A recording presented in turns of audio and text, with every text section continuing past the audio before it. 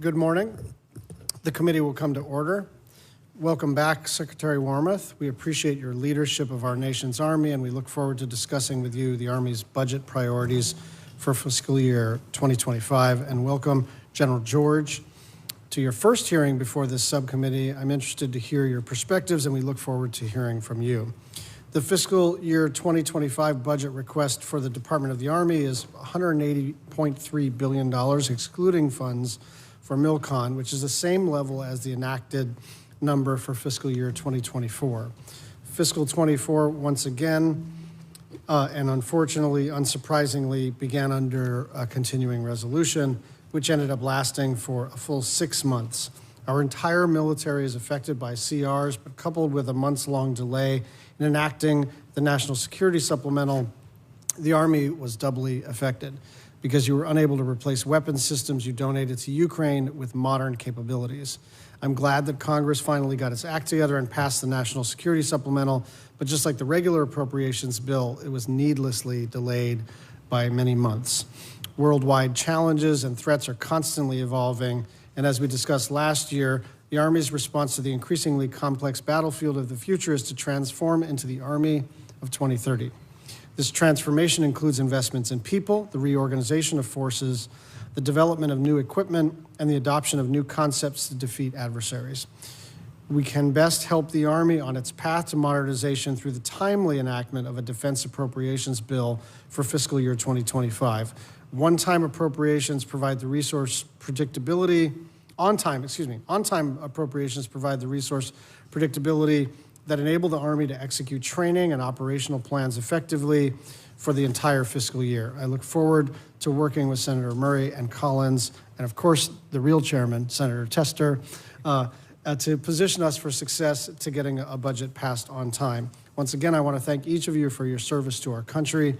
Before you make your opening statements, I'll turn it over to the Vice Chair, Senator Collins, for her remarks. Thank you very much, Chairman Schatz, and welcome to your new role on this subcommittee. Secretary Wormuth, it's great to see you again. General George, as this is your first time testifying before our subcommittee, I want to welcome you. Thank you both for your service and your leadership. One of my chief concerns for the Army this year remains the same as it was last year, and that is recruiting. Madam Secretary, I commend you and the Chief for your steadfast refusal to compromise on recruiting standards, and I understand from your written testimony that the results of the Future Soldier Prep course continue to be promising. Nevertheless, the Army either missed its recruiting objectives or lowered them in 3 of the last 5 years. The proposed active duty end strength represents the smallest active duty Army since the start of the volunteer force in 1973. It is substantially less than the Army's goal of 470,000 soldiers by the year 2029. I look forward to hearing how the Army is updating its recruiting approach and what resources are included in your budget request to recruit enough qualified men and women. While the national security strategy's primary focus is competition with China, Army soldiers, along with our sailors and Marines, are in harm's way today in the Middle East. It is also the Army, more than any other service, that is providing the lion's share of equipment and training to help Ukraine's own army defeat and defend against Russia's brutal invasion. I would ask our witnesses to clearly articulate how the Army's proposed modernization efforts and force structure changes will improve the Army's posture to address these growing threats. In particular, I'm interested in hearing more about how you plan to integrate robotic and unmanned systems into your future formations using platforms like the Robotic Combat Vehicle, a very innovative company in Maine, I'm pleased to say, How is contributing to this critical technology. General George, counter-drone technology is also at the top of your unfunded priorities list. I hope you will share with us in greater detail your prioritization of those capabilities, since I share your view on their importance. The recently passed supplemental bill included more than $380 million for Army counter-drone systems, none of which I would know was included in the original supplemental request. So I'm glad that working with Chairman Murray and Chairman Tester, that we have been able to address that critical need. It's important as we deal with the attacks against Israel and against our forces that are in harm's way from the threats posed by Iran and its proxies. Let me give you one illustration of why these investments are so important. The son of one of the most experienced workers at an armament plant in Saco, Maine, was deployed with the Army in the Middle East after October 7th. His Army unit was protected from these inbound drones by the very weapon systems built in Saco. So we must never forget that there are real lives at stake. And that is why it's so critical that we continue to modernize and invest in the defense industrial base, since we've seen firsthand that warfare has changed dramatically. Finally, I would ask both of our witnesses to provide an update on how this budget request builds upon the progress from the fiscal year 24 supplemental to expand munition production and strengthen our industrial base. We've made a lot of good progress, but there's still much work to be done. I look forward to hearing your testimony. Thank you for being here. Thank you, Vice Chair Collins. Secretary Wormuth, please proceed with your testimony. Good morning, Senator Schatz, Vice Chair Collins, distinguished members of the committee. Thank you for your continued support of our soldiers, Army civilians, and their families. General George and I appear before you today at a moment of profound transformation for the United States Army. We're transforming our capabilities, our force structure, and our recruiting enterprise to ensure the Army is ready and able to defeat evolving threats, keep pace with technology, and attract the very best talent. As we pursue this transformation, we're also taking care of our people, ensuring that our soldiers and families have the quality of life that they deserve to sustain our readiness now and in the future. This is my fourth year in front of this committee, and like last year, the Army's 25 budget continues to support the most ambitious modernization effort the Army has undertaken in more than 40 years. We're making significant progress, I'm pleased to report, in transforming our capabilities by staying consistent in our goals and meeting key milestones for development and fielding. The Next Generation Squad Weapon, Integrated Battle Command System, Mid-Range Capability, and Precision Strike Missile are just some examples of the critical new systems that we've recently delivered. As we bring these new systems into our inventory, we're also transforming our force structure to meet the priorities of the National Defense Strategy. We're building out new formations, such as our 5 multi-domain task forces, that are equipped with the capabilities we need to conduct large-scale combat operations against technologically advanced military powers. And we're shrinking excess force structure so that the units we have are manned and ready. While these force structure decisions bring down authorized troop levels by about 24,000 spaces, our goal is to increase our authorized end strength to 470,000 by the year fiscal year 2029. To meet that goal, General George and I and the whole Army team are working around the clock to overcome our recruiting challenges, and we're making solid progress. Building on successful initiatives like the Future Soldier Prep Course, we're fundamentally transforming our recruiting enterprise to better compete in the 21st century job market. Most significantly, we are redesigning our recruiting workforce by creating new, permanent, specialized recruiters for both enlisted soldiers and warrant officers. And actually, the assessment and selection of the first class of warrant officers focused on recruiting is finished, and they will be going out into the field later this summer. But while we transform, we can't lose sight of taking care of our soldiers and families. A key part of this responsibility is providing safe, high-quality housing and barracks. So over the next 5 years, the Army will invest on average $2.1 billion every year in the construction, sustainment, restoration, and modernization of barracks for unaccompanied soldiers.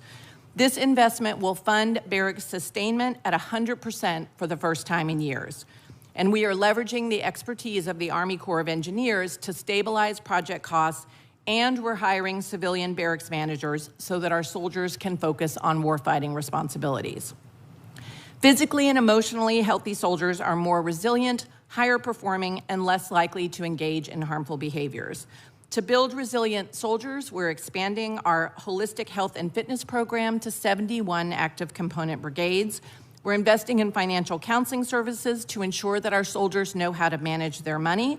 And we're encouraging programs in our divisions that focus on soldier well-being. Our goal has been and remains building cohesive teams that can fight and win. Throughout this transformation, which is required given the very dangerous world in which we live, we're continuing to provide combatant commands with trained and ready formations. This year's budget seeks $1.5 billion for activities tied to the Pacific Deterrence Initiative, and we've asked for $460 million for Operation Pacific Pathways, our series of exercises focused on strengthening deterrence and interoperability with partners in the Indo-Pacific. In Europe, our troops are demonstrating our commitment to deterring Russian aggression. As you said, Vice Chairman Collins, the Army is leading the effort to support Ukraine, from training over 17,000 Ukrainian troops to providing hundreds of vehicles, weapon systems, and millions of munitions. And in the Middle East, our soldiers are mission-focused and have been hard at work building the floating pier to deliver more humanitarian aid in Gaza. The Chief and I appreciate the recently passed supplemental appropriations bill that will maintain our critical support to Ukraine, support partners in Asia and the Middle East, and invest in our own readiness. And we strongly urge going forward the passing of on-time annual appropriation bills that will maintain our readiness in this volatile time. With your support, we'll continue to take care of our people and sustain the Army's transformation that will keep us the best Army in the world. I'm proud of all that our soldiers and Army civilians are doing and look forward to your questions this morning. Thank you very much, Secretary Wormuth. General George, please proceed. Thank you. Senator Schatz, Vice Chair Collins, distinguished members of the committee, thank you for the opportunity to talk with you today about our Army. The world is more volatile today than I've seen it in my 36-year career, and there is clearer cooperation between adversaries than we've seen in a while. A spark in any region could have global impacts. Meanwhile, the character of war is changing rapidly, which we see from what is happening on the battlefields in Ukraine and the Middle East. Our Army is as important to the joint force as it has ever been. We must deter war everywhere and be ready to respond anywhere. So we are focused on providing the best Army with the budget we are given. Our soldiers deserve it, our joint teammates deserve it, and our nation deserves it. And that means making some tough decisions and finding ways to get better every day. As the Secretary already highlighted, our planned investments reflected in our FY25 budget will help our Army win the future fight and ensure that our soldiers and their families remain ready and resilient. Across the Army, we are learning from global events and continuously transforming how we operate, how we train, and how we equip. And I'd like to highlight a handful of things. We're learning that designs for things like unmanned systems must be modular, adaptable, and software defined. We are working to get relevant technology into the hands of soldiers immediately. We are learning that counter-unmanned systems must evolve as the threat does to protect our formations and critical infrastructure. We're also moving out on that while being mindful of the cost curve. We need cheaper solutions. We are learning that in some cases, the right tech already exists to support transformation. For instance, the tech exists to make our command and control nodes more mobile, lower signature, and more effective. We are fixing our network. And we are building our magazine depth and modernizing our organic industrial base because we know that wars never end as quickly as we hope. They take a lot of ammo. We are also transforming how we recruit, ensuring that we have the right talent and the right tech, and that we are getting the word out about how our Army is a great place to serve because of our mission and our people. Finally, we are also looking at where we need to reimagine our processes and where we can afford to stop doing things that don't support our warfighting mission or building cohesive teams. I'm proud of what our soldiers are doing around the world to help defend our country. Thank you all for your support, and we look forward to your questions. Thank you very much, General George. Secretary Wormuth, last year you visited Schofield Barracks on Oahu, and after touring where soldiers live, you said to the press, and I quote, "I wasn't happy with what I saw, frankly. Those are the kinds of things that I want us to get after." Tell me what you saw and tell me what you're doing about it. Thank you, Senator Schatz. I've seen a lot of barracks over the last 3+ years, so I'm not sure if I'll remember exactly what I saw at Schofield, but what I've seen and what I probably saw there was struggles with, water on the floor, humidity. I remember meeting one soldier in his barracks room, and it looked like he had just stepped out of the shower in his bathroom, but in fact, the water was, seeping through the floor because of issues with the foundation. And as you know well, some of the barracks at Schofield are pretty old. And so what we're doing is investing $2.1 billion a year in barracks, whether it's construction for new barracks, whether it's renovating barracks we already have, or sustaining barracks at 100%, which is something we have not done in a long time. And I think all of that together will help us significantly decrease the amount in our inventory of barracks that are kind of at an unacceptable condition. I will be honest with you, we have a huge inventory of barracks, and we're going to, even with all of that money that we're investing, we really need to invest more in barracks. But everything, we've got to figure out where that incremental dollar goes, but I think this will do a lot. So $2 billion a year at 100%, right? So let me try to understand this. This is FSRM money? Yes. Okay, not MILCON. Well, the $2.1 billion is the total. There is MILCON, there is FSRM. That's a total. I got it. Okay. But within that, we are sustaining at 100%, as opposed to 85%, which is what we've typically done. And how does that work on your? I'm sure you have a sort of wedge analysis to get to where you want to go. How many years of that level of investment would get us to something that you would consider acceptable? I think it's going to take us several years, Senator, because, as you know, property just depreciates continuously over time. So the 100% sustainment will help slow that, steady decrease in quality. But we are going to have to make these kinds of investments for multiple years. Sorry to interrupt. Could you get us some fidelity on, you have an inflation number that you now have to work with, and then you have the normal depreciation. And then your answer is several years, but I'd like to know if it's 4.5 or 6.5 or 2.5, because I think the committee needs to know, in case there is a desire to spend more on this kind of thing, what would get us to a better baseline. We can get that for you. Thank you very much. General George, I have been a fan of Pacific Pathways for a very, very long time. I want to give you a couple of examples of how cost-effective it is. Of course you know this, but this is really for staff.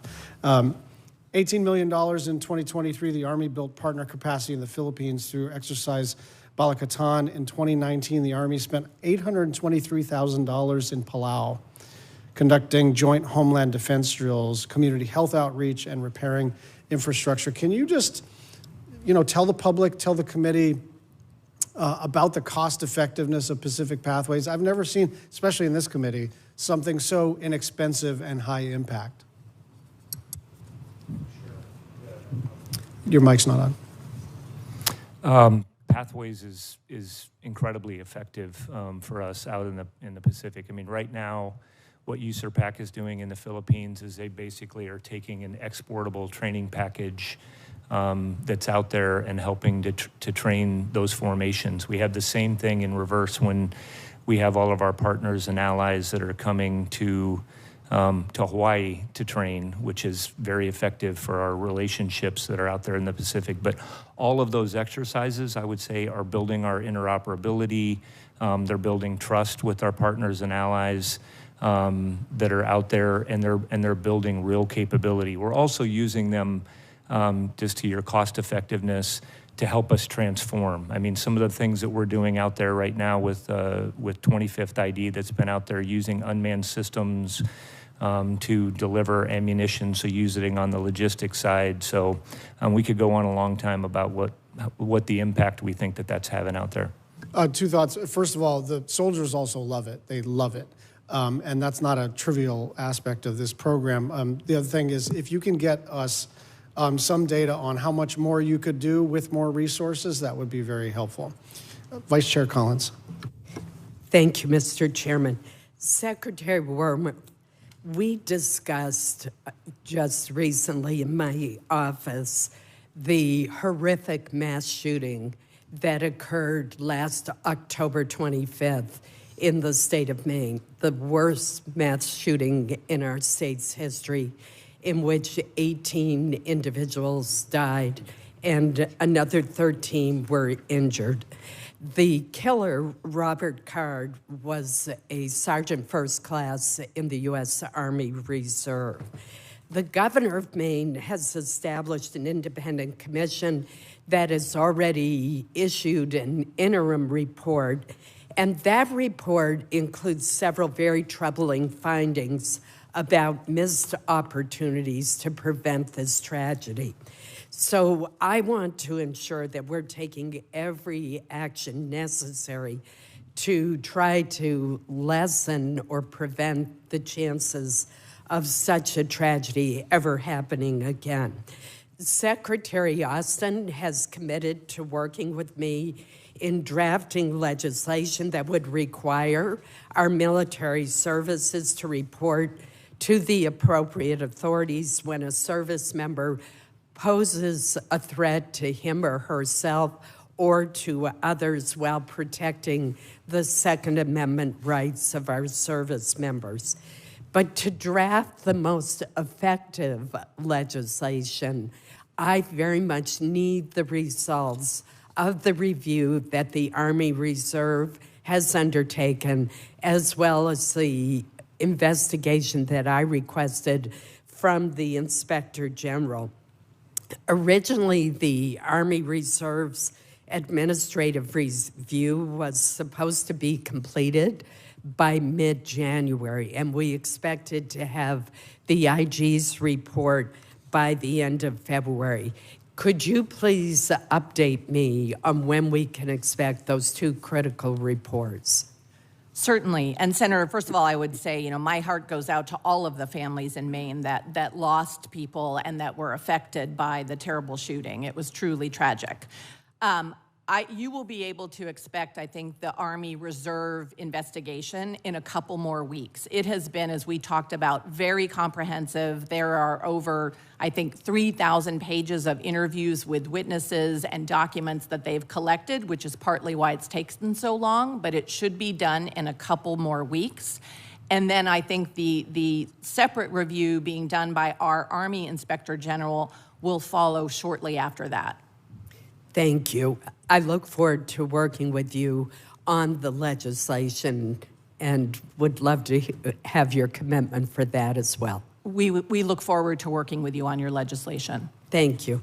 General George, there are those who are against assistance to Ukraine in particular that contend that our defense industrial base cannot build enough air defense, Patriots, for example, or artillery rounds to support Ukraine and Israel while also meeting the Army's own requirements for these systems, even after the substantial investment from the supplemental. And I'm a very strong supporter of assisting both Ukraine and Israel.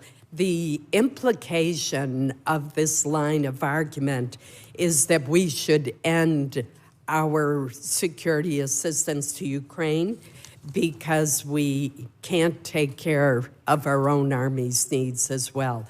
So let me ask you directly, can the Army and our allies effectively manage the risk to the Army's munitions stockpiles, particularly for air defense and artillery, while also providing assistance to Ukraine and Israel?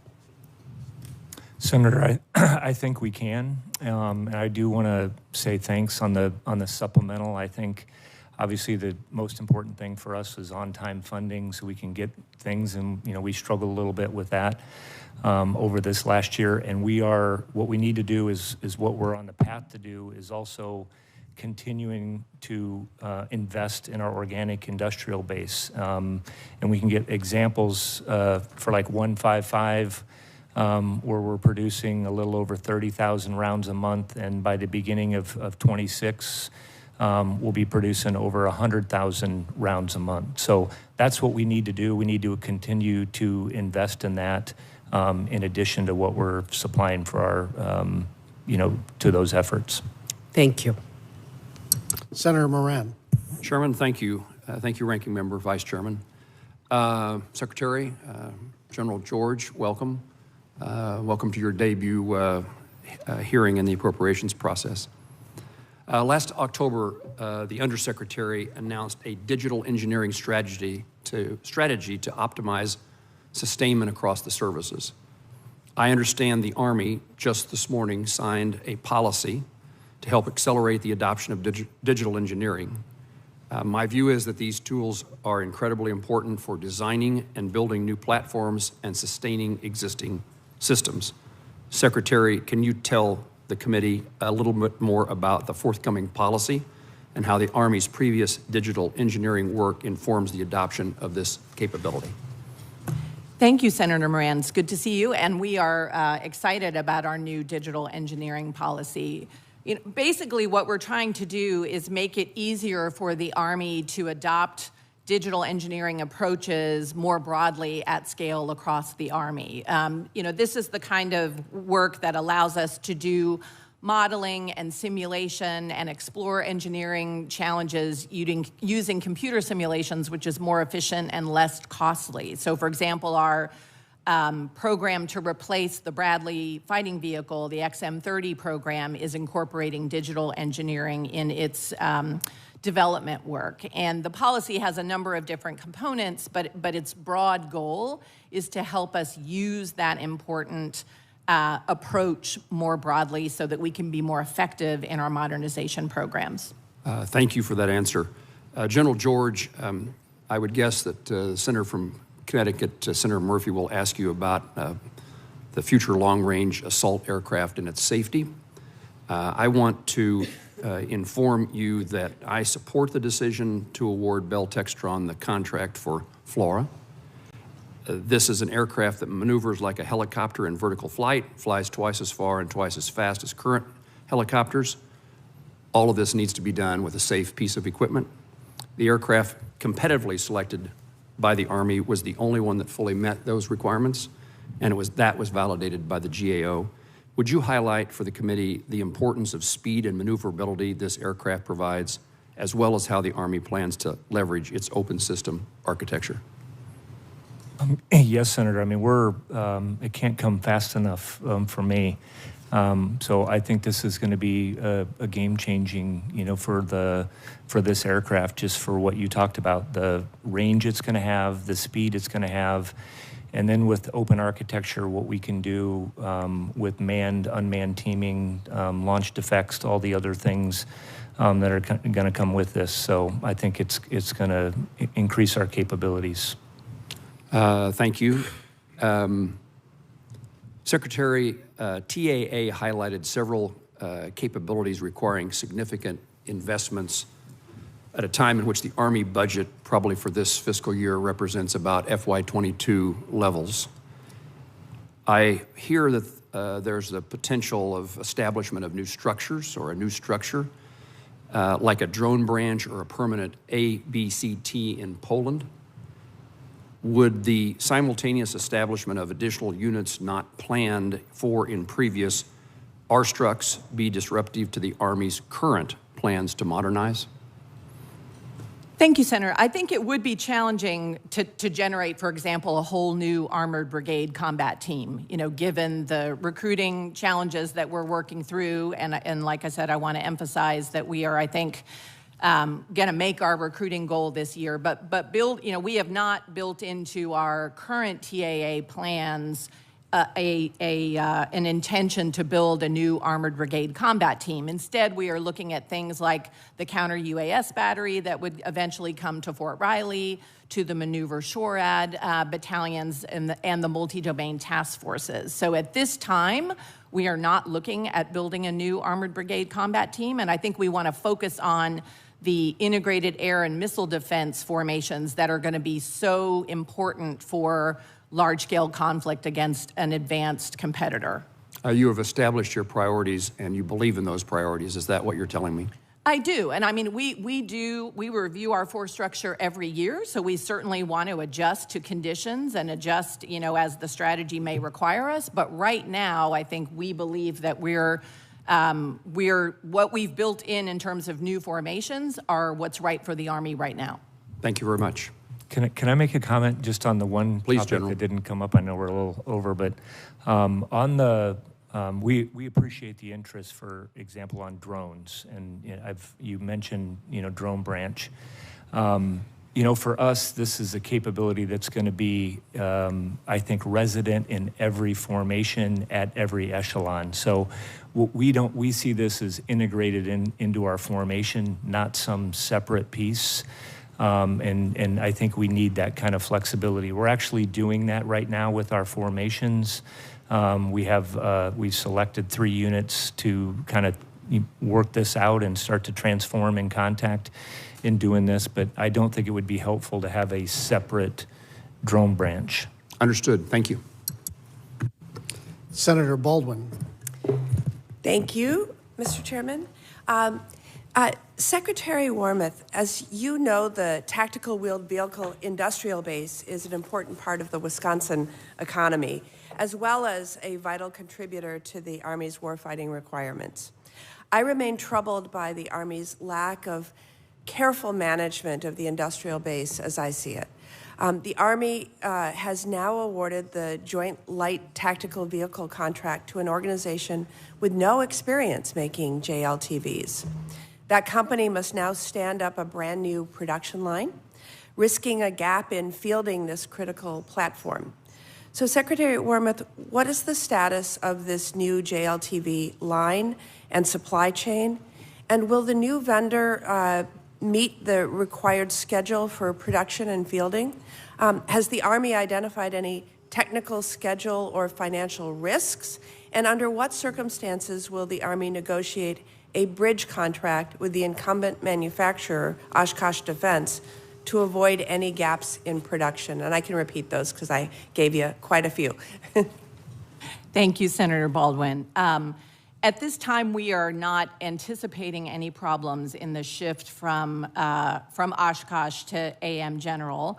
As you rightly pointed out, AM General has not made JLTV previously, but one of the things that I think will provide a bridge, if you will, and allow AM General to be fully prepared is the fact that we are going to keep the production line open with Oshkosh using replenishment funds. So that, I think, will allow us to make a smooth transition. We are also, in addition to heavy tactical vehicles, medium tactical vehicles are very important to us. And so we have extended the period of performance for the contract with Oshkosh on those vehicles. But can you update us on the status of the new line and the supply chain, and whether you believe the new vendor will meet the required schedule for production and fielding? Senator, I'm confident the new vendor will meet the schedule, but I am happy to have Mr. Bush, our Assistant Secretary for Acquisition, and his team come and brief you in detail on what we're seeing right now with that company. Okay. The Army routinely submits a budget with a request for tactical wheeled vehicles at numbers substantially below industry's minimum sustaining rate, expecting this committee to make up the difference. For many years, I have pressed the Army to adequately fund these platforms, and we are here today looking at another inadequate budget request. Ahead of this year's budget, I sent you a letter asking that the fiscal year 2025 budget reflect more realistic procurement numbers, and again this year, the budget request is insufficient. Last week, I asked Secretary Austin to engage the Office of the Assistant Secretary of Defense for industrial-based policy in analyzing the Army's management of these programs.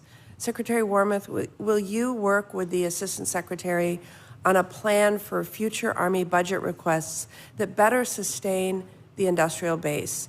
And can I expect to receive the forthcoming tactical vehicle strategy that is due this coming summer? We would be happy to work with the Assistant Secretary for Industrial Programs to get you that information, Senator. We work closely with that part of the Office of Secretary of Defense on a regular basis, and we'll work with them to get you the report. I would say, you know, one of the challenges that General George and I have with the flat Army budget is trying to balance, if you will, investment in enduring systems like our vehicles and pursuing the ambitious modernization program that we have. It's always a challenge to determine how to allocate that incremental dollar. And I think to continue to support our modernization program, you see us stretching out, if you will, some of the investments in the ground vehicles. Thank you, Mr. Chairman. Senator Bozeman. Thank you, Mr. Chair and Vice Chair. And thank you all for being here. We appreciate your leadership and I know unwavering commitment not only to our soldiers, but also, and as importantly, their families. I understand the Coyote unmanned aircraft system was developed as a joint urgent operational need, which allowed for rapid acquisition. This resulted in some steps of the standard process being abbreviated. For example, the total Army munitions requirement for the Coyote missile is still being determined. Without this, it is hard for the Army or industry to forecast accordingly and know what to expect in future budget and contracts. Secretary Wormuth, what is the Army doing to finalize this documentation so that the Army and industry can use it as the basis for Coyote's long-term planning and investment?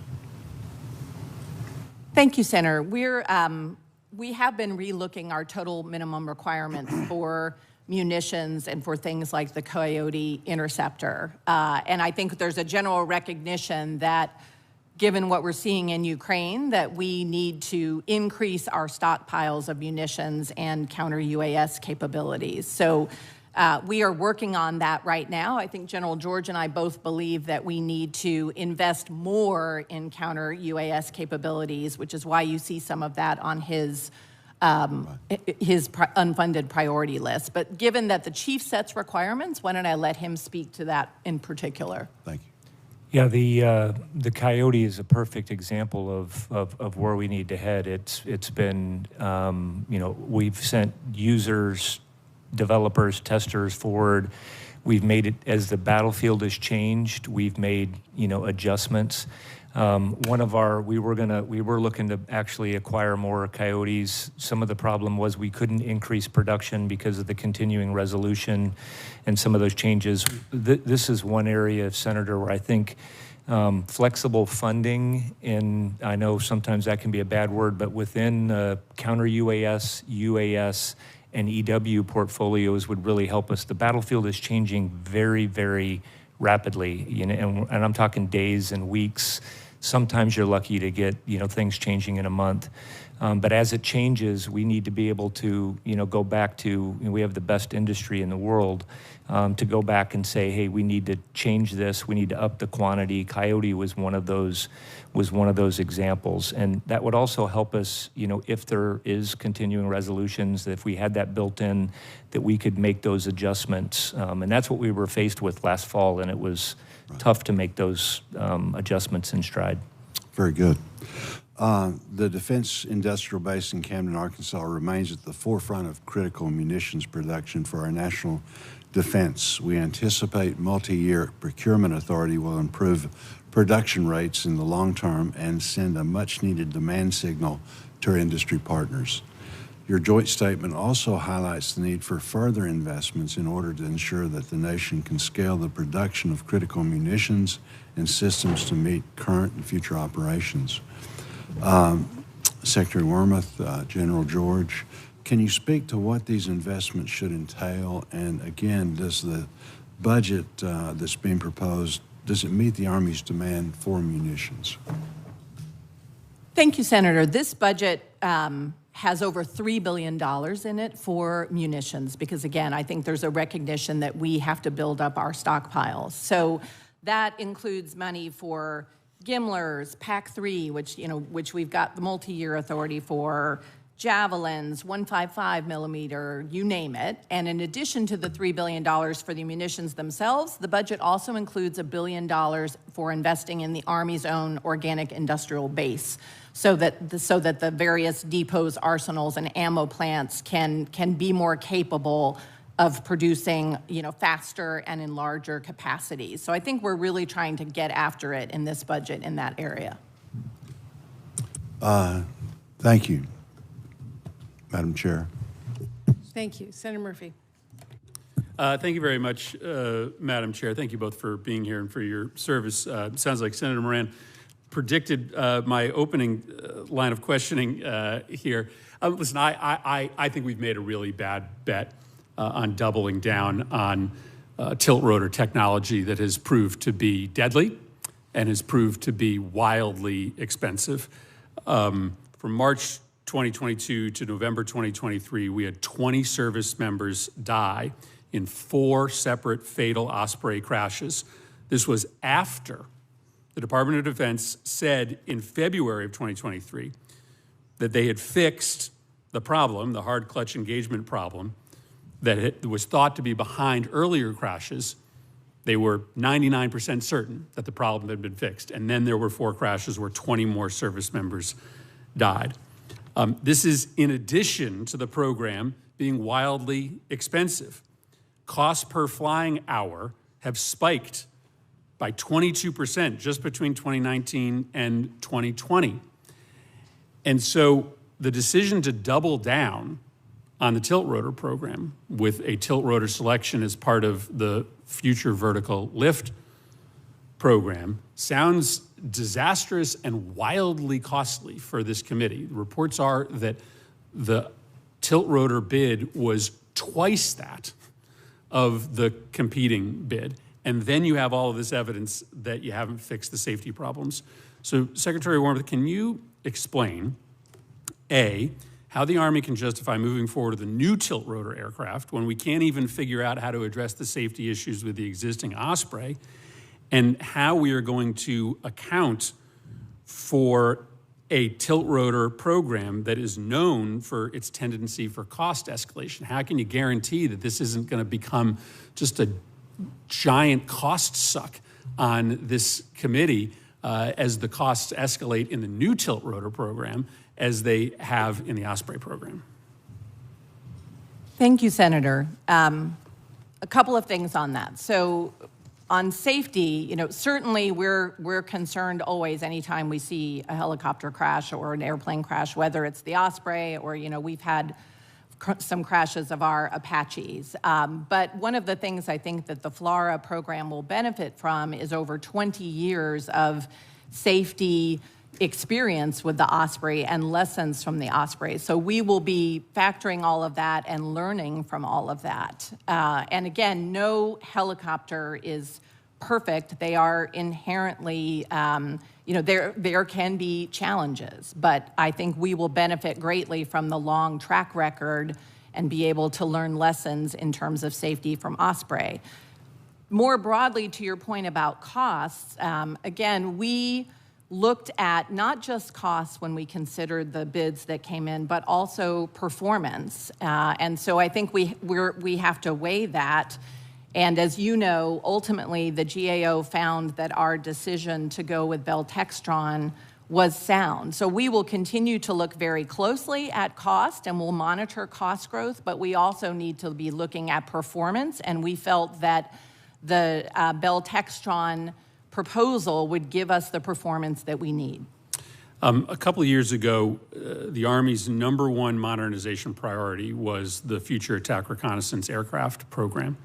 The Army reversed itself, canceled that program, which is going to put us in a position to have to rely on the Black Hawk in the short term to do a lot more work. And yet, this budget request includes only $25 million in Army research and development funding for Black Hawk modernization, which just doesn't sound right, given the fact that now that you aren't building a new future attack reconnaissance aircraft, you are going to need to very quickly scale up and modernize the Black Hawk. So how do we make sure that we invest in the Black Hawk program in part as a means to balance out what we've lost with the cancellation of the FARA program?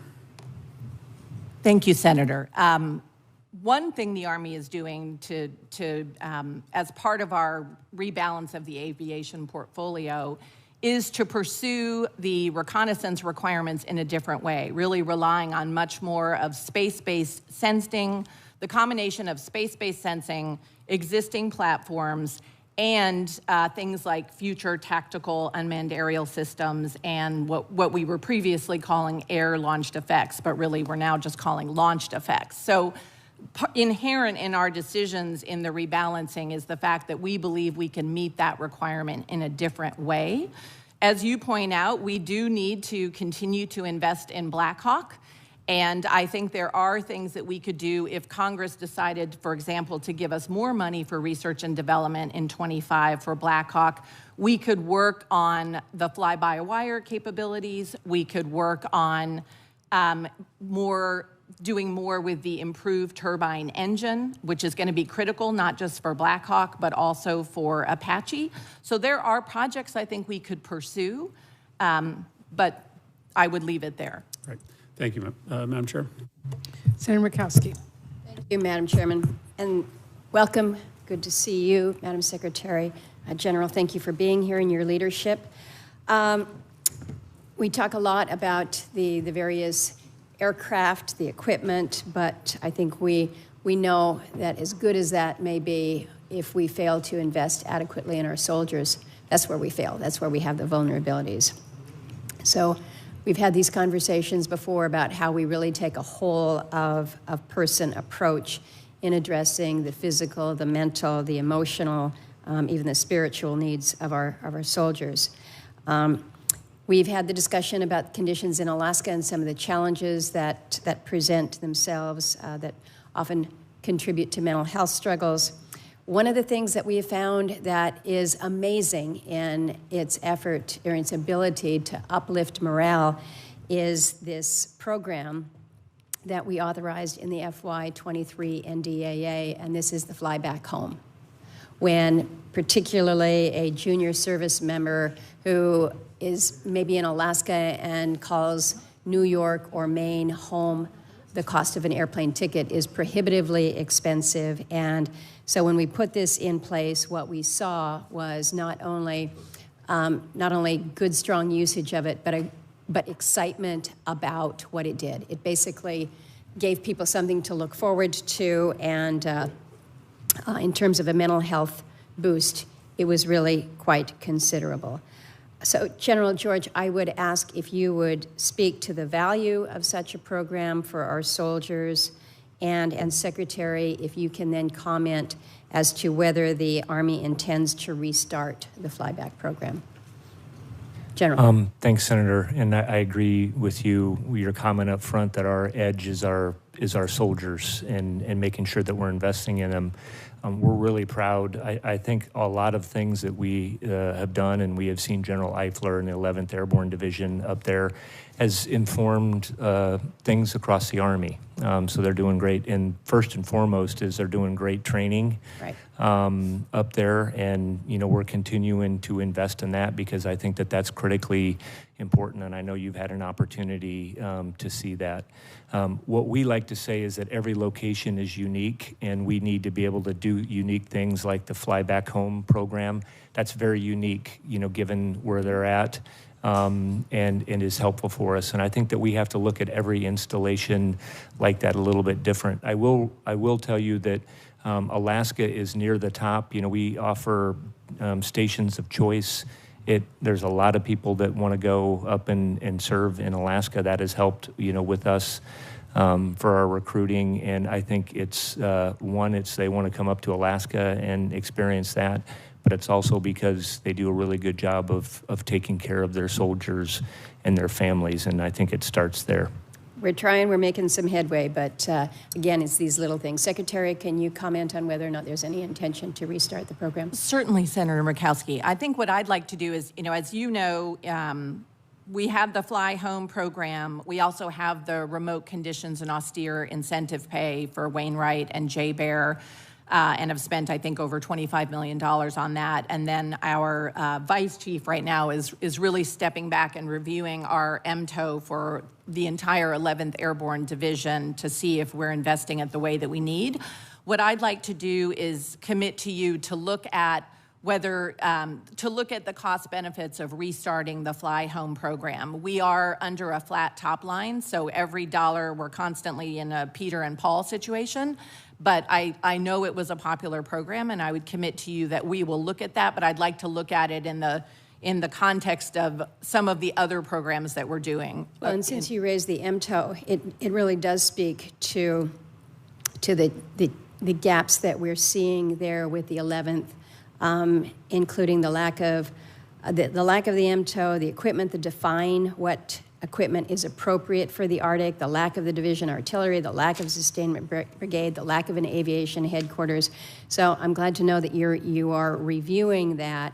I'm hopeful that we're going to see some progress on this soon, that this is not something that we're going to be studying for a long while. I think we recognize what has been put in place with the 11th, the focus on the Arctic strategy and the need to emphasize the dominance there. But we have to have it all lined up. We just can't have it in name only or in title only. I think you both recognize that. So I don't know if you can inform me as to timing on what we might expect for progress on this. General, do you know? Yeah, we're getting together and having these discussions. I just would tell you, Senator, the things that I think we need to grow first and foremost with structure is counter-UAS capabilities, counter-UAS batteries. I think we need to grow additional integrated air and missile defense. And we need to grow some long-range fires. So we're obviously looking at it. This, total Army analysis is something that we're, need to do. We did upgun the aviation, oversight up there and added some slots to do that, to make sure that we're, kind of have the right oversight up there with that. But I'm just putting it in context that if we're going to grow capabilities, it would be my recommendation that we would grow some of these other things first. I'm not saying that those aren't all, that aren't important, but we would need to grow those other capabilities first. We'll look forward to working with you and getting the updates on this. Thank you, Madam Chairman. Thank you very much. Thank you to both of you for being here today. It's great to be here today to talk about what resources the Army needs in the coming year and to make sure we're supporting the men and women in uniform who keep all of us safe. I want to be sure that we deliver the investments your service needs, and it's critical we also provide adequate funding for agencies across government because, as we talked about with Secretary Austin, the Department of Defense does not operate in a vacuum. If we fail to properly fund state and other departments, then our nation is less secure and will end up having to spend more money on the Pentagon. Not to mention we leave families more vulnerable to threats like wildfires and pandemics and fentanyl and other crises. So with that in mind, I'm glad to have you here today, and I just want to discuss a few things, and one of them is child care. One of the main challenges I hear from Joint Base Lewis McChord in my home state of Washington is that maintaining adequate staff for its child development centers is a problem. If you don't have staff, they can't provide child care, and without safe quality child care, it's really difficult for our service members to accomplish their mission requirements. Women service members in particular report that lack of child care jeopardizes their career opportunities. In FY24, Senator Tester and I secured $167 million to fully fund the Department of Defense's child care initiatives, and I'm glad you were able to reopen a CDC at JBLM in January. However, staffing constraints are still preventing it from operating at full capacity. So, Secretary Wormuth, have the benefits DoD offers for child care workers shown to be an effective tool for recruitment and retention? I think the incentives are helping us, absolutely, Chair Murray. We offer a recruiting bonus, and we also have retention incentives. We have been offering a 50% discount on a worker's first child, attending the CDC as well. We've also had a pilot opening up commissary benefits to our CDC workers. Those are helping us, but is there something else we should be doing? I think one of the things that is a big challenge for us is the time it takes to hire civilian workers. So figuring out, frankly, to be blunt, how we can make U.S.A. jobs more effective, to shorten the time it takes to hire civilian workers, that would be... How long does it take? It takes, in some cases, more than 180 days. So they take something else. So they take another job, that's right. And at places like JBLM, we're at about 70% staffing. And that's something that's controlled by OPM. It's outside of the Army. But we are looking ourselves at what we can do inside the Army to speed up civilian hiring. But ultimately, U.S.A. jobs is a big piece of it. Thank you. General, did you want to add? Just because I just was up at JBLM, Senator Murray, and obviously been stationed there. So I think every location is a little bit different. JBLM is one of the areas that we're short, probably more than other locations. In a lot of areas that are, we're well above 90% in the hiring. So we're dealing with this in different areas, and I know that I've read something recently. There's more than 40,000 shortage nationwide, for child care. So I think we're competing. One of the things that we're looking at, again, every location is unique and different, is how do we also, in addition to what the Secretary mentioned as far as commissary, we've done, that's worked as a privilege up there, giving them money off if they have kids in. We're actually offering them access, because sometimes it's spouses, to housing a little quicker. Housing is another challenge that's up there. And then I think we also have to look at the pay that we're doing. And I don't think we need any help with that, but what grade is it that we could maybe go up a little bit? But I did want to foot stomp on the U.S.A. jobs and the challenge just with that kind of hiring. It's an old system, and I think that could be updated. Okay, well, you mentioned housing, and that's the other thing I hear about all the time. We're still seeing issues with mold, with rodents, with the availability of suitable and affordable housing, especially at JBLM. I've heard as many as 650 service members and their families are spending anywhere from 3 to 12 months in a hotel or other accommodation while they wait for a home on base or become available. These service members and their families need to have a safe, reliable, affordable place to live, period. So talk to me, Secretary Wormuth, about what you're doing to ensure housing needs are met at both on and off base. Thank you. We're doing a few things. In this year's budget, for example, we have investment for 138 new homes, 250 renovations of homes, and $400 million for sustainment of existing Army-owned family housing, in addition to all of the money, the $2.1 billion that we're putting into barracks for unaccompanied soldiers.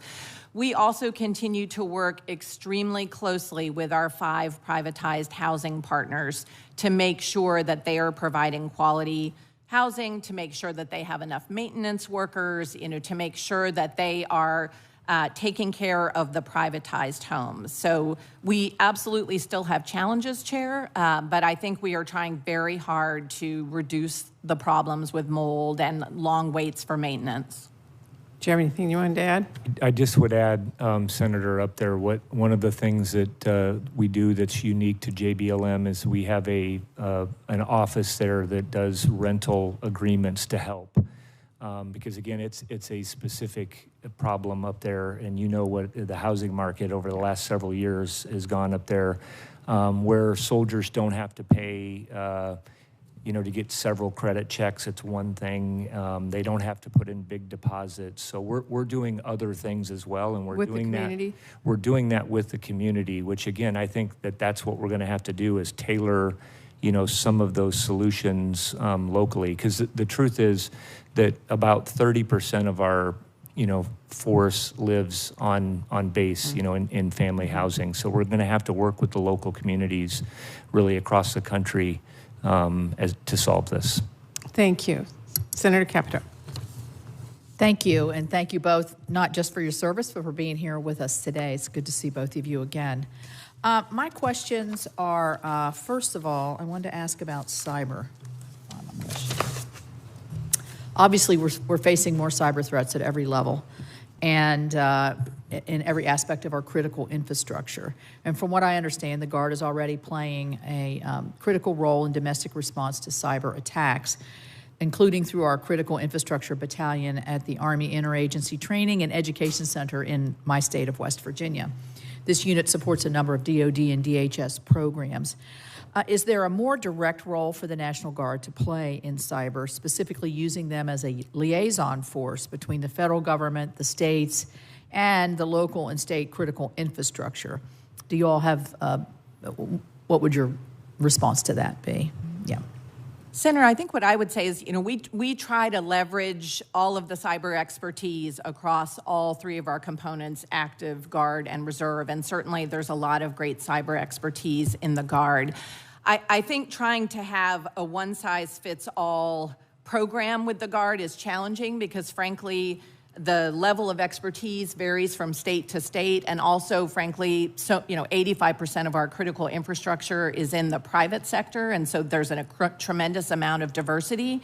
But I can tell you that I know General Barrett, who's the Army Cyber Commander, works very closely with the Guard to try to make sure that we're making the best use of them and that we're also retaining, frankly, that capability, which is very in demand right now. Yeah. General George, do you have a response? Yeah, I just would, and having deployed with some of these experts in the Guard, I think what makes them very unique when they come into your formations is a lot of them work this in their daily jobs, right? And really keep up a skill level, which is really helpful for us. So we are constantly looking. We're in discussions right now with the Guard on what adjustments we need to make. I do think that that is part of our continuous transformation, looking at how we our cyber formations. Again, I think that's one of the things that's made the world much smaller with space and cyber. So we're constantly evaluating how we can get better in that space. Good, good. Well, on Friday, we had a great announcement in Huntington, West Virginia, at Marshall University in a Marshall University, West Virginia University collaboration.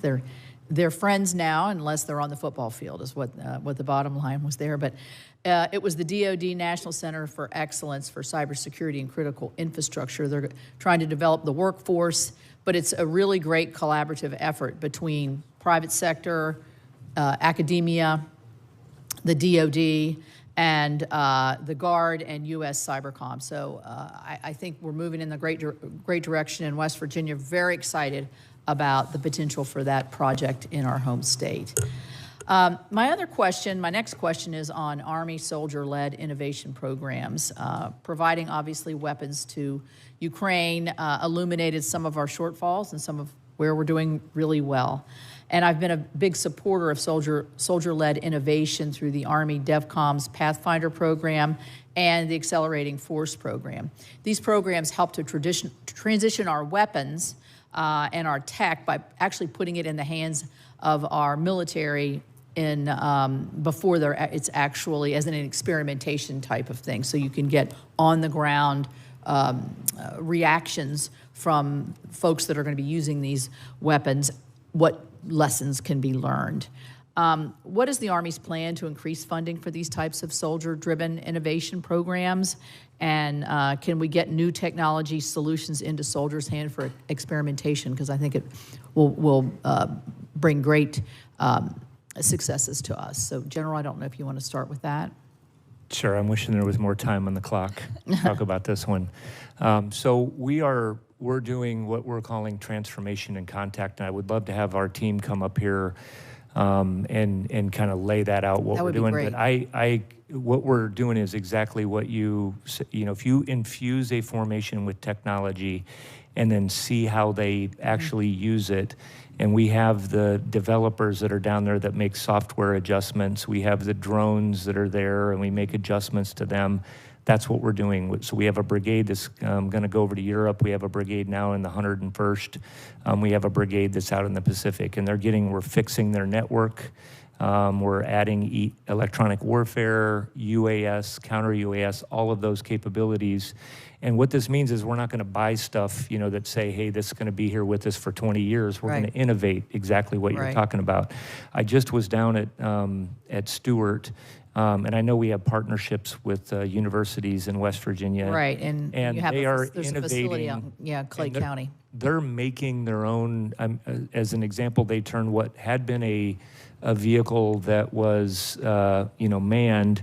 They basically turned it into a breaching vehicle. It was completely automated. So, I mean, these are soldiers that are doing these things. Mm-hmm. They're able to come up with how we can 3D print parts that cost $20 and, took us 6 months to get to actually 3D printing 16 of them within a minute, and they cost 12 cents each.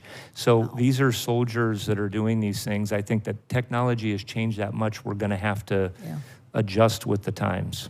Well, thank you. It also seems to me, and my time is up, but not only is it a cost saving on the production, but you're not wasting money on things that may not, in theater, actually perform exactly as intended or as thought could be. Thank you all both for being here. It's good to see you. Thank you. Thank you. Senator Coons. Thank you, Chair Murray, and thank you for the opportunity to be with you both today, for your service and for your leadership, Secretary Wormuth and General George. I look forward to following up with you, if I can, briefly on three things. One that I may have missed the full conversation on, because I have 3 committee hearings at the same time. Really grave concerns about force protection and countering the drone threat. Second, the state partnership program, which I think has shown real benefits in Ukraine and in a dozen other countries I've been to, in Africa and Southeast Asia and in Central America. But first, the Global Fragility Act. 5 years ago, President Trump signed into law a bill that Senator Graham and I worked on for years to try and come up with a common approach. This is modeled on Plan Columbia and how we took a combination of DOD, State Department, AID, over a decade to come up with a common approach to dealing with a fragile state that was not yet a failed state. Columbia, 25, 30 years ago, was a disaster. It was a mess, but it was still savable, salvageable. And so a joint strategy effort between DOD, state, and AID successfully moved it back into the column of countries we can work with. We really have struggled to get DOD engagement and implementation. And there was several years ago a decision made by the lead agency, state, to prioritize a few countries: Papua New Guinea, Mozambique, coastal West Africa. I just met with the 4-star responsible for AFRICOM, pressed on the frankly deteriorating security situation in the Sahel and coastal West Africa, and would urge you to engage in providing even modest resources to coastal West Africa, recognizing that withdrawal or removal of equipment and forces from Niger is a sensitive and difficult subject to discuss in full here. I would welcome your active engagement. I recognize this often falls to the bottom of the list, But as we saw in Southwest Asia, there are countries that are sort of off our list of priority countries until suddenly they are, at great expense and at great loss of life. So I'd be interested in any brief response, Madam Secretary, or a chance for a follow-up conversation. Certainly, Senator, happy to do a follow-up as well. Briefly, I would say I think where the Army can be most helpful in that regard is through our Security Force Assistance Brigade, which we have one aligned to each combatant command. So General Langley works with our Security Force Assistance Brigade to try to build interoperability, build up the security forces in those countries. That's, I think, where we could make the best contribution. I'm intimately familiar. President Ruto of Kenya is here this week for a state visit. He's been a tremendous security partner, Kenya generally, in the counter al-Shabaab work that's very difficult and dangerous in Somalia. But we do not have a comparable platform or plan for coastal West Africa post-Sahel, and I'm very eager to work on that. I'm also concerned about force protection for our forces who are in FOBs in eastern Syria or in Somalia, and just hope that you recognize the urgency of this. I was interested in hearing Senator Capito's questions about soldier-led innovation. We don't have 3 years or 2 years to deploy. I saw the Coyote system in a recent visit to Iraq and to Jordan. I've seen some of the other options. I just don't think we're moving fast enough. What's your sense of what we might be able to do to support faster force protection solutions for very low-tech, easy-to-deliver drones? So I agree with you, and I was having this conversation with Senator Collins. I do think we need to move faster, and we are doing that. We are basically taking everything that we have available and putting it in the Middle East. And again, it's kind of the user, what Senator Capito was talking about, where you actually have soldiers that are on the systems, the developers, and the testers that are all right there. And we have our directed energy that's over. We just directed the high-power microwave system that we're doing is going to go over there immediately because I think we have to spin this a whole bunch faster. We did, a lot has changed in that work, and that was why it was on the unfunded priority list to ask to get because of what's changed in the Middle East since last October. And then this is another area, and I know I've mentioned this, where I think we have to be more flexible in our funding approach so that when we have something that's research is working well, and we know we need to procure more of those systems, and I can give you examples of certain systems that we're doing better, that we wouldn't have to wait, that we could do that. We could come over and notify the committee and then, do a certain wait period and then go ahead and do that. And we would love to work with you on that. But I think we have to turn the wheel a lot faster on countering UAS. Given the Houthis, given the proximity, given al-Shabaab, and given where our forces are and how they're deployed, I am as concerned about forces in Somalia and northeastern Kenya as I am about forces in Iraq and Syria. And I hope that elevates. Last, in a sentence, the state partnership program, 30 years old. I think we've got every one of our state National Guards. I think Maine has Montenegro. I think you've got Malaysia or Thailand. And I think you have Gabon, if I'm not mistaken. We've got Trinidad and Tobago. I have visited SPP partnerships in a dozen countries, particularly in the Baltic states and in Ukraine, where they've made an amazing difference. Please continue to support it robustly, and I will continue to advocate for that. Thank you very much. Thank you. Senator Hoeven. Thank you, Madam Chair. Secretary General, thanks for being here. Thanks for your service. Appreciate you both very much. Secretary, given the magnitude of the challenges we face, it's critical that the Army National Guard maintain the capabilities to integrate seamlessly into the fight, and I know you support that. We funded 12 MQ-1C Gray Eagle aircraft in fiscal 2023, which supports one Army Guard division. I'm concerned that that's not enough. Will you commit to ensuring parity across the force for the MQ-1C Gray Eagle? Senator Hoeven, our plan with the Gray Eagles is we have planned to have 12 companies associated with divisions. Mm-hmm. I think we have about half of those on contract right now, and our plan is to have the additional completed by the end of this fiscal year. We still have to work through what are the criteria for stationing those Gray Eagles with our National Guard, and General Hokanson and General Jensen will be putting together those criteria and making sure that they're shared with the adjutants general so that states, have visibility into the process as we think through stationing. But that's our plan right now for Gray Eagle. Okay, also one of the things that go with that is standing up a schoolhouse in regard to training for the Gray Eagle as well. And I have talked to both members of the Army and the Guard in regard to doing that, because we think we have a very good proposal for you in North Dakota that would be a very cost-effective way to do it. And so we would look forward to discussing that with you as you stand up this mission in the Guard. Okay? Certainly look forward to discussing that. Thank you, Secretary. Appreciate it. General, so we're seeing drones transform the battlefield, and certainly Ukraine, other places as well. Army recently canceled plans for several new aviation platforms and seems to be rethinking its requirements on the battlefield. What role do you envision unmanned aircraft, both large and small, playing for Army in the future based on what we're seeing in the current conflicts?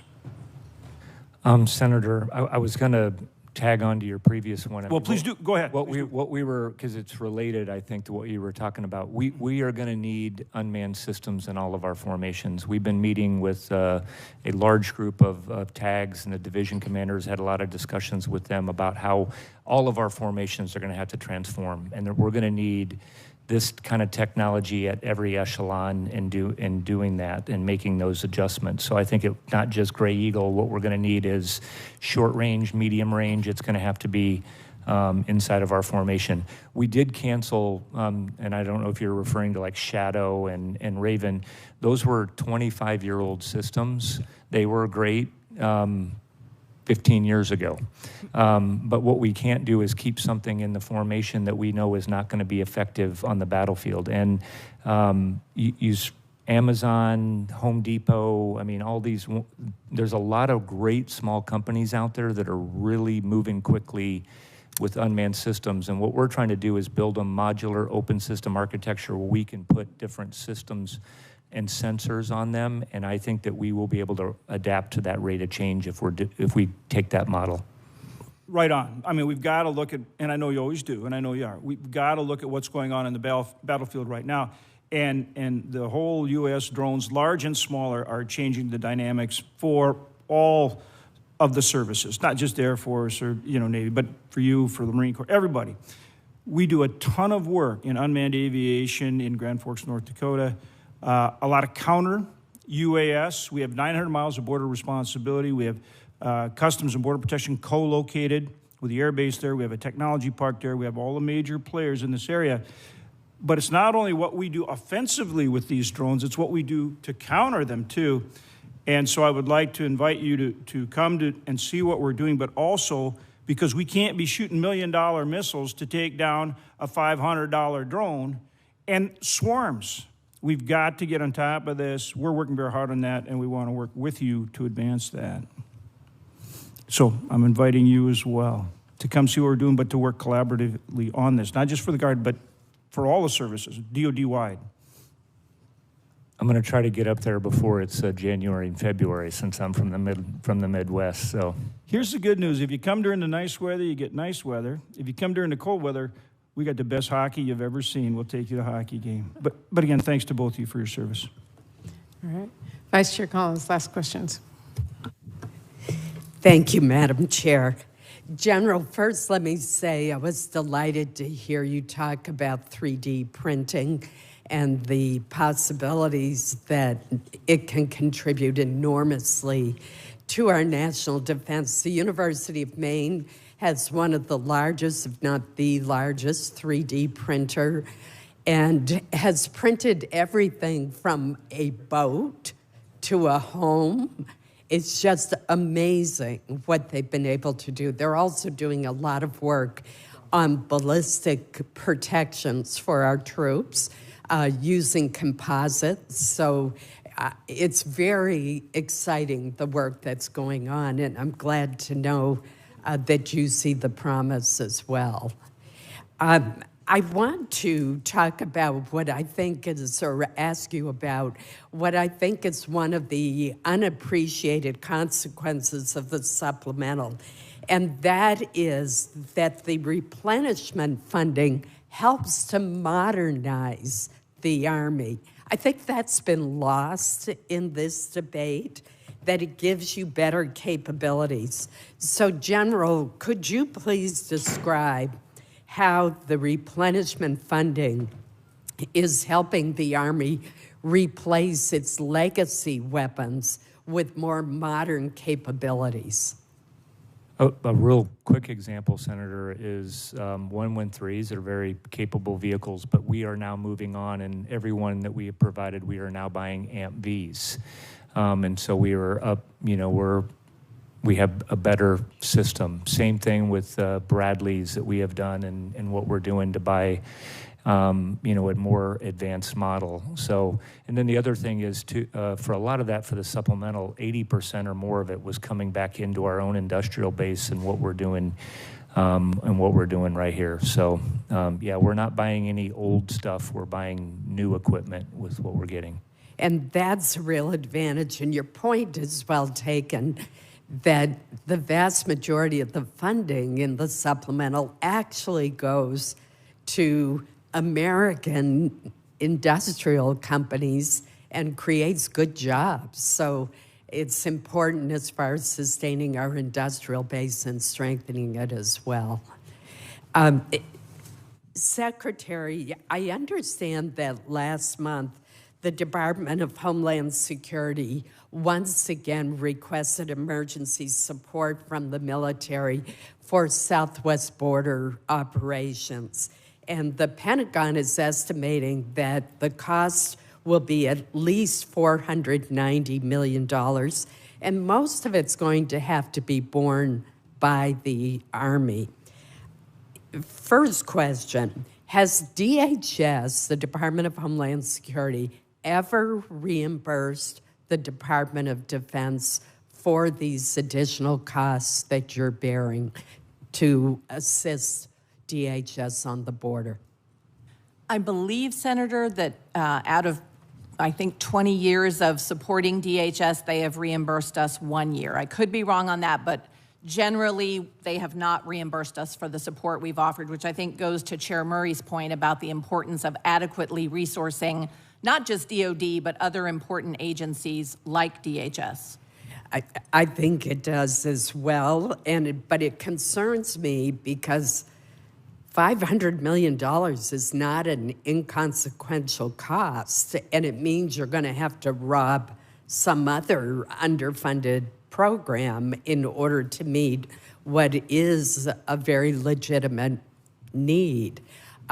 It seems to me that this is a perfect example of something that should have been in the budget request. It's not, because as you point out, this has been going on for many years. Would you support an emergency supplemental to cover those costs?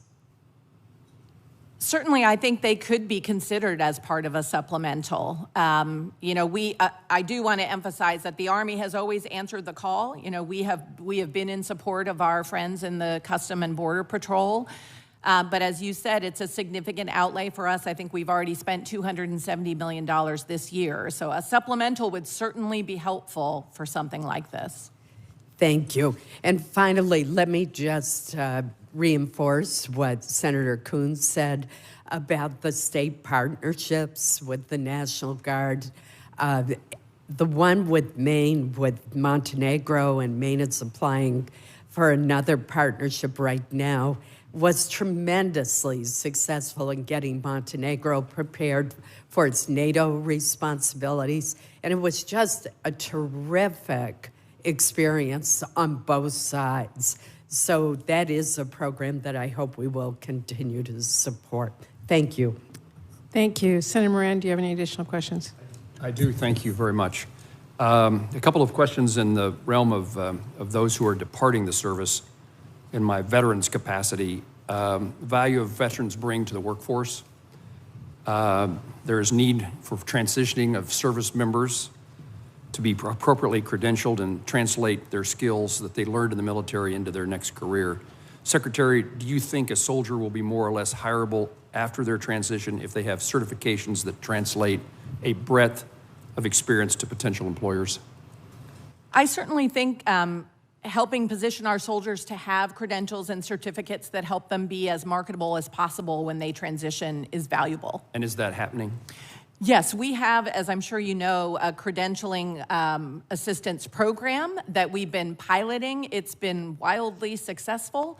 I think part of the challenge the chief and I have is putting up some guardrails around that to make sure that we can afford it, again, inside of our flat top line, but we are supporting our soldiers in getting certifications and credentials. That answer gives me a suggestion that I'll pursue.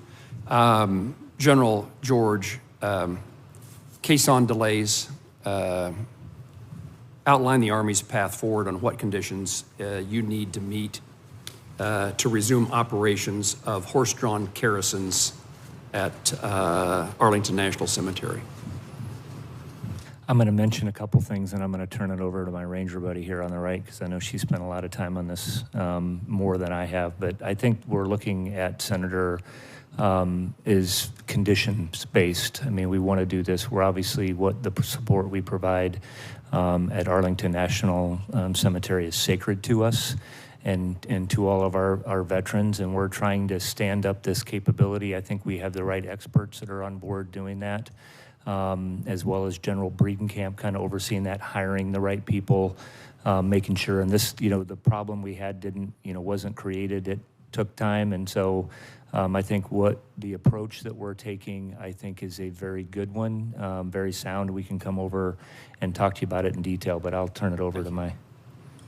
Sure. This is something, Senator Moran, we've been working really hard on, and it's surprisingly complex and challenging. But as the chief said, it's going to be several more months before we can offer caisson funerals again, and that is because, among other things, we have to buy 30 more horses to have enough horses to provide this very specialized capability.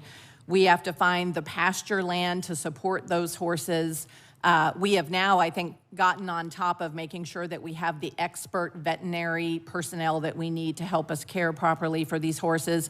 And the stables at Joint Base Henderson Hall Myers are going to have to be reconstructed. So we have quite a bit of work to do before we can operate that particular service, which is so important, safely and efficiently. But happy to come talk to you in more detail. Thank you. It does demonstrate that nothing's simple, but I appreciate your attention. I think it's a really important and meaningful experience for veterans, their families, for military service and their families. Thank you.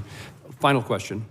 Total Army Analysis provided details of new counter-UAS batteries to be employed as division assets.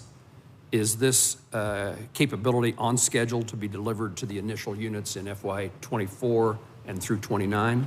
And where is the Army accepting risk in the development of this capability? Thank you, Senator, and the chief may want to add on this.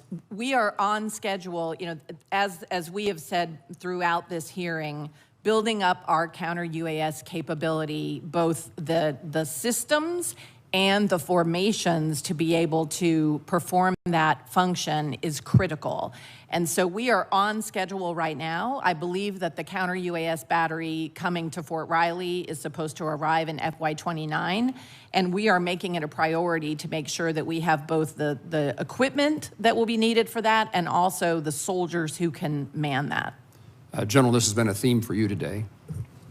Sure, I'm happy to add something on counter-UAS. I think we didn't get an opportunity to talk about recruiting, and I think that's the most important thing. Kind of said that in my upfront statement about getting people to come into, and thankfully we're looking a little bit better. We're ahead, slightly ahead of projections, and we're going to continue to focus on that. That's what I think we really need to do, is get the people in and to continue to grow, because this is a capability that we need for 1st Infantry Division and really everywhere. And then it's also, I will tell you, on counter-UAS is something that we're going to have to continue to look at capabilities at echelon and what we need to do, and we're going to have to continuously transform in that area as well. Chairman, I won't ask a question, but I will conclude. When we did not talk about recruitment, it's one of the most important things on capability of the Army to meet our country's needs. I would offer, if you point me in the right direction, one of my goals to help in recruitment is to further expand the availability of junior ROTC in Kansas. And if you want to point somebody in my direction to kind of help me through that process, I'd be delighted to help find a school or schools that might be interested in. We have great junior ROTC programs at Junction City and at Leavenworth. I'd like to see that elsewhere. Thank you. Thank you very much. Thank you to our witnesses today. Senators may submit additional written questions. We ask that you respond to them within a reasonable time. The Defense Subcommittee will next reconvene on Tuesday, June 4th at 10 a.m. for a classified hearing on space-related matters. With that, the subcommittee stands in recess.